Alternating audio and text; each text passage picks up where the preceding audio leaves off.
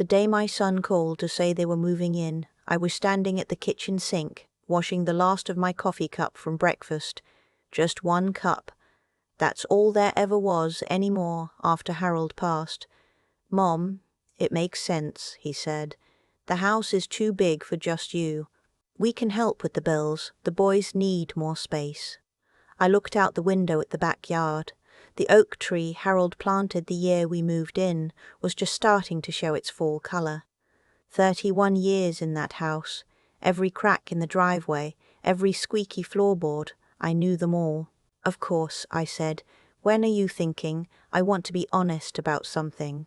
I was not naive. I had seen how my daughter-in-law ran her own home, how she kept things, what she thought of people who didn't match her pace. But she was married to my son, and those were my grandsons, and I told myself, family adjusts. Family makes room. Family is worth the awkward edges. I signed the deed on this house in 1989 with Harold beside me, paid it off in full by 2003. It was mine, free and clear, and had been for 20 years before they arrived. I want to make that clear now, because it matters to what comes later. At the time, I thought the details were obvious. I was wrong about that. They moved in on a Saturday in October. My daughter-in-law. I'll call her what my son calls her, which is just her name, Renee. She walked through the house that first afternoon with her arms crossed, evaluating. She paused at the floral wallpaper in the dining room. "We'll want to update this eventually," she said. "Not to me, to my son." As if I weren't standing 4 feet away. My son, Garrett, nodded. I went to make tea. The first few weeks were what I'd call cautiously uncomfortable. Renee had a system for the kitchen that involved labeling shelves with a label maker she brought in a tote bag. She reorganized the pantry on a Tuesday while I was at my book club. When I came home, I couldn't find the flour. "I put it with the baking things," she said without looking up from her phone.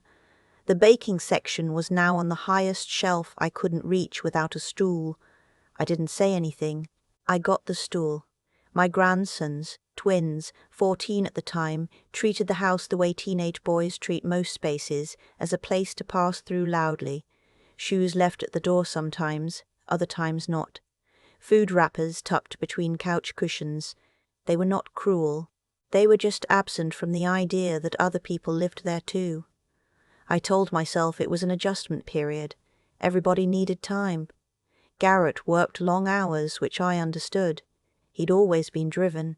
When he came home, he was tired, and tired men tend to take the path of least friction. In our house, the path of least friction meant agreeing with his wife. I watched this happen over and over. He would look at me sometimes with something that might have been apology, and then look away before it became one. I cooked most evenings that first year. It was something I could do, something I was good at. Harold used to say I made the best pot roast in the county, which was a small county, but still.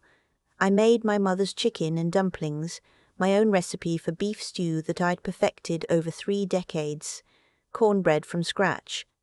Food was how I showed love. I knew how to do that. Renee rarely ate what I made.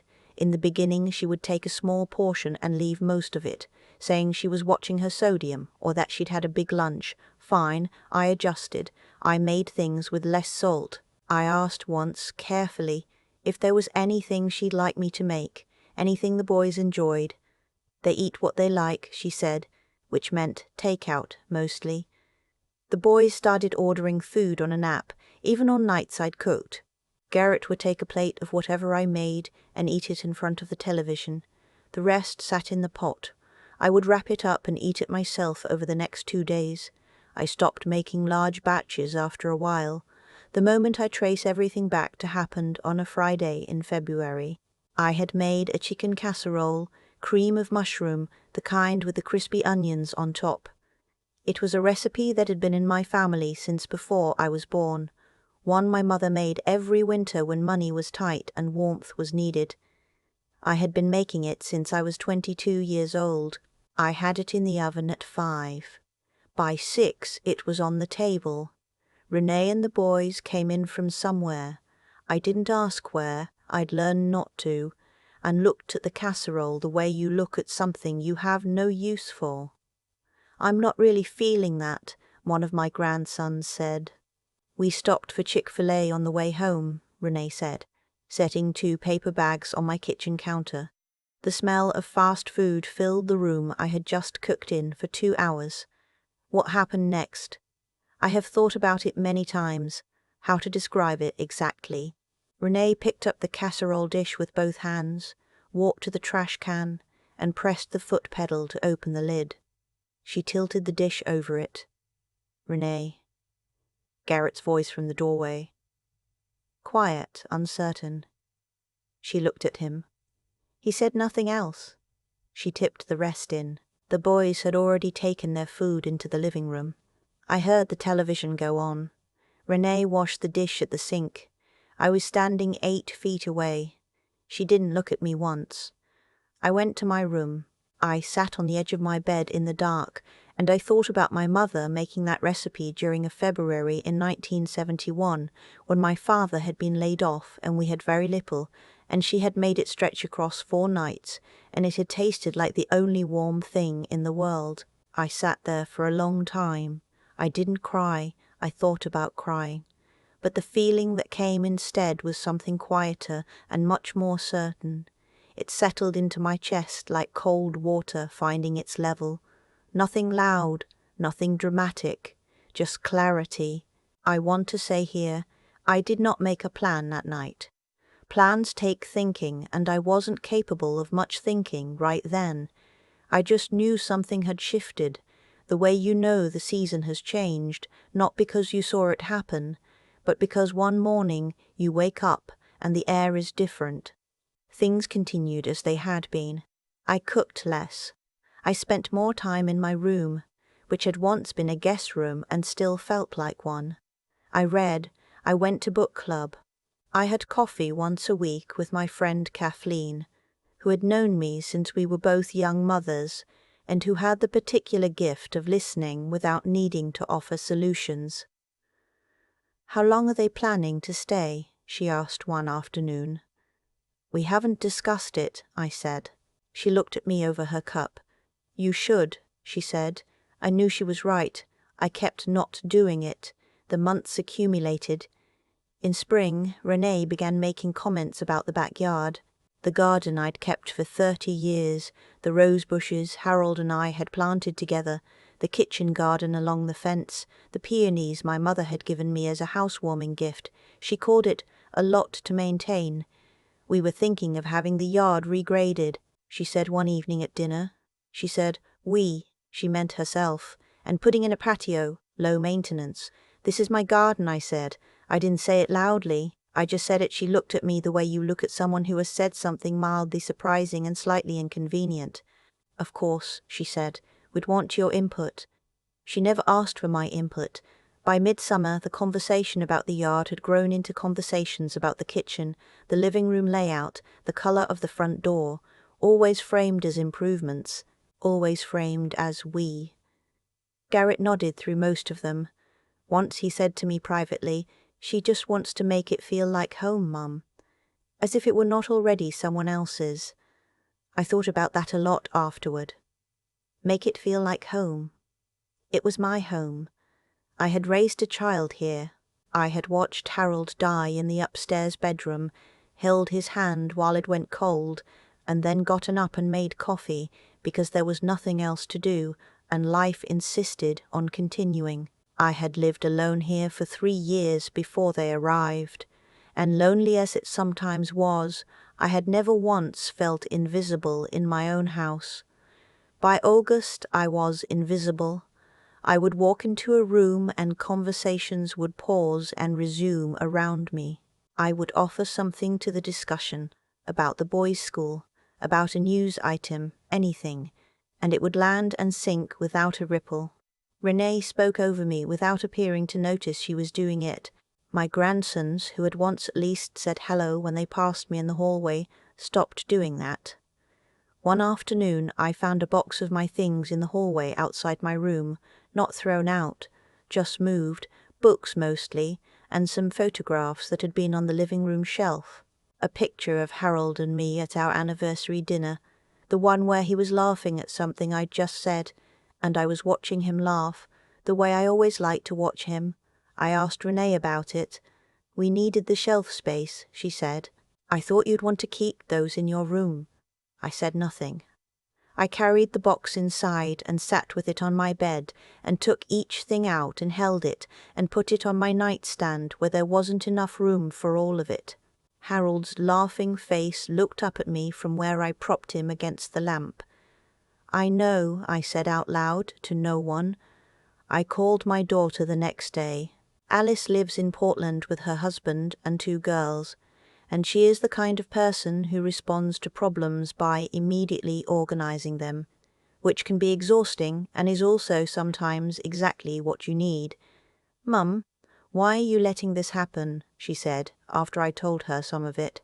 "I don't want to cause problems. You own the house." I was quiet. "Mum, you own the house." "I know. Do they know that?" I thought about it. I realized I didn't actually know whether Garrett had told her, whether it had ever been said directly, whether the assumption had just been allowed to drift. "I'm not sure," I said. Alice was quiet for a moment in a way that meant she was thinking something she was deciding whether to say. "Do you want me to come?" she said. "Not yet," I said. "I have a lawyer. His name is Paul Whitmore, and he's been handling our family's paperwork since he and Harold were both young men with new offices and not enough clients. He's in his 70s now, still sharp, and he does not waste words." I made an appointment. I went on a Thursday morning in September, on a day I told no one about, and I sat in his office while the ceiling fan turned slowly overhead and he pulled up the deed and the property records, and I asked him what my options were. He told me. He also asked me if I was sure. "Yes," I said. "Then let's do this right," he said. The paperwork took 3 weeks. I went back twice. I want to be clear about what I was doing, because I think people sometimes imagine these things as impulsive, as revenge carried out hot. It was not. I went to the grocery store, I attended book club. I had coffee with Kathleen on Thursdays, and told her what I was doing, and she held her cup in both hands and said, "Good." I watered the roses. I kept living my ordinary days. I felt calm in a way I hadn't felt in almost a year. There is something about deciding that settles a person. I had been spending months absorbing indifference and dismissal and the slow erosion of being treated as though I didn't fully exist in my own space. The decision didn't change what had already happened, but it changed what was going to happen next. That made breathing easier. On the 2nd Thursday of October, nearly a year to the day since they'd arrived, I came downstairs at 7 in the morning and made my coffee and sat at the kitchen table and waited. Garrett came down first. He was in his work clothes, distracted, looking at his phone. "Morning, Mum," he said. "Sit down, sweetheart," I said. He looked up. I put the envelope on the table. He stared at it, then at me. "What is this?" "It's a formal notice," I said. "You have 60 days. He picked it up. He opened it. He read it. I watched his face. Renee came downstairs when I was halfway through my 2nd cup. She was in her robe, carrying her own mug, and she stopped when she saw Garrett's expression. "What happened?" Garrett looked at her, then at me, then back at her. "Mum is asking us to leave." Renee set her mug down. "Excuse me." 60 days, I said. "That's the legal requirement in this state for a family member. I've had Paul Whitmore prepare everything properly. You'll see it's all in order." She looked at the letter Garrett was holding. "This is insane," she said. "Renee," Garrett started. "No." She looked at me, and for the first time in a year she was actually looking at me. Not through me, not past me, at me. "You can't be serious." "I'm very serious," I said. I got up and refilled my coffee and stood at the counter, and I want to describe what I felt then because I think it matters. I did not feel triumphant. I did not feel angry. I felt like myself, like the person I had been before they arrived, before I had slowly let myself be arranged into a corner of my own life. I felt like the woman who had signed the deed on this house in 1989. The next few days were what you'd expect. Renee was furious and made no effort to conceal it. There were slammed doors and pointed silences, and one evening she said to Garrett, loudly enough that I could hear from the kitchen, that I was punishing them for trying to help. I did not respond to this. I had made my position clear in writing. Garrett came to me on the third night. He sat across the kitchen table from me with his hands folded, the way he used to sit as a boy when he had something hard to say.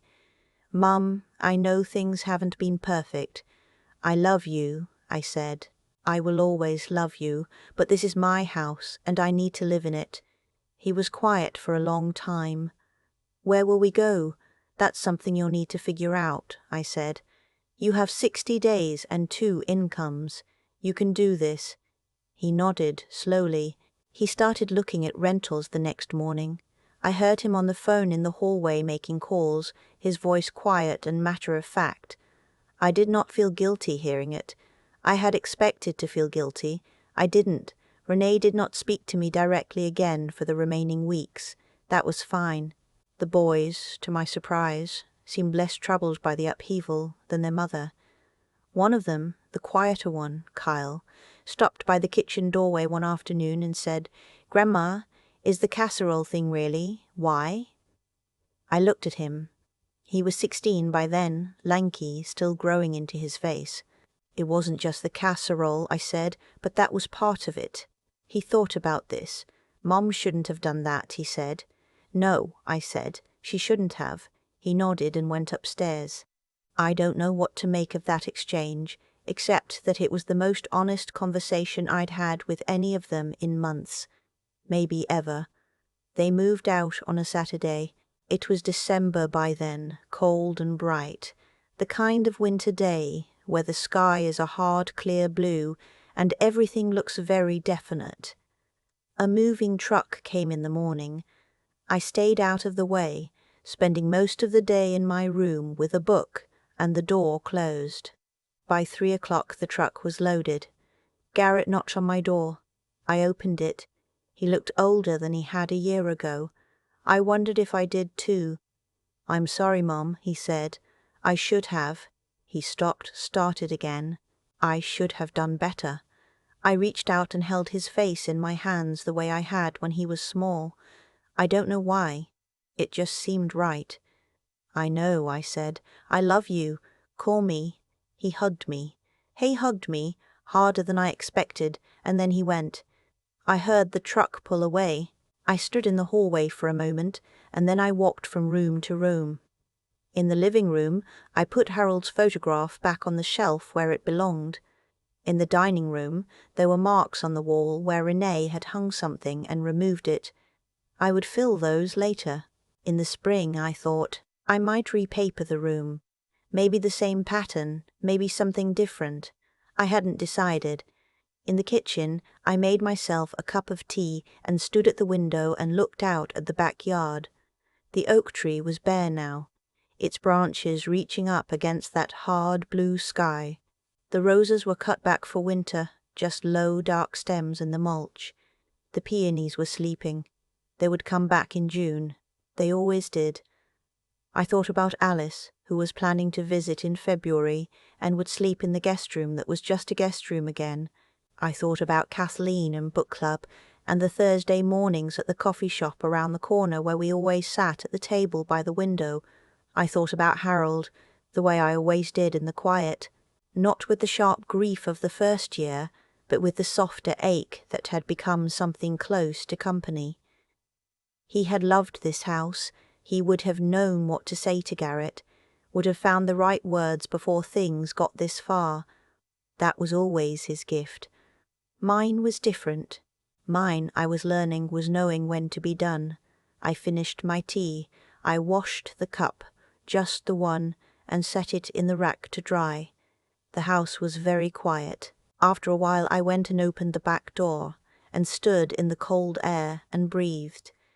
And the oak tree stood where it had always stood, and the sky was the same hard, clear blue it had been all day, and none of it asked anything of me. I stood there a long time, then I went inside, locked the door, and started making dinner. I've thought a lot about what I would tell someone who found themselves where I was, standing in their own kitchen, invisible, waiting for things to get better on their own. I'm not sure I have a clean answer, but I do know this. The situation didn't change because I finally said the right thing, or because Renee had a change of heart, or because Garrett suddenly became someone different. It changed because I did something, and I did something because I finally stopped confusing endurance with patience. Those aren't the same thing. I spent too long thinking they were. Endurance is just absorbing. You absorb and you tell yourself it builds character, that you're keeping the peace, that family is worth the cost. And maybe sometimes that's true, but at a certain point you're not keeping the peace. You're just funding someone else's comfort with your own dignity. I was doing that. I did it for nearly a year, in my own house, in the rooms I'd filled with 30 years of living, and I called it love. What finally moved me wasn't anger. That's the part I want to be honest about, because I think people expect the tipping point to be some great explosion, some moment where the feeling boils over and forces action. For me, it was the opposite. It was the photograph, Harold's face in a cardboard box, because the shelf was needed for something else. That was the moment the noise inside me went completely quiet, and in that quiet I could finally hear myself think clearly. Clarity is underrated. We talk about emotions as the thing that drives us toward change, but for me it was the absence of noise that did it. I wasn't furious when I walked into Paul Whitmore's office. I was just clear about what I owned, what I'd built, what I was willing to continue allowing, and what I wasn't. I think that's what wisdom actually feels like from the inside. Not some grand enlightenment, just the ordinary courage to act on what you already know. I already knew I owned that house. I already knew what was happening was wrong. The hard part wasn't knowing. The hard part was deciding that knowing was enough reason to act. What happened after the 60 days, the moving truck, Garrett's face at my bedroom door, none of that was easy. I want to be clear about that too. My son drove away with his family, and I stood in my hallway, and I felt the weight of it. Love doesn't disappear because a situation becomes untenable. I loved Garrett through all of it, and I love him still. But love that has no edges isn't love. It's just availability. And being endlessly available to be diminished isn't a virtue. It's a habit. Kyle surprised me. He was 16 and still growing, and he stood in that kitchen doorway and said his mother shouldn't have thrown the casserole away, and he was right. I don't know what he'll carry with him from that year. I hope it's that the small cruelties matter, that what you do in your own home, in front of your own children, teaches something, whether you mean it to or not. I put Harold's photographs back on the shelf. That was the first thing I did when the house was mine again. Not a dramatic gesture, just putting something back where it belonged. That's what all of it was, really, putting things back where they belonged.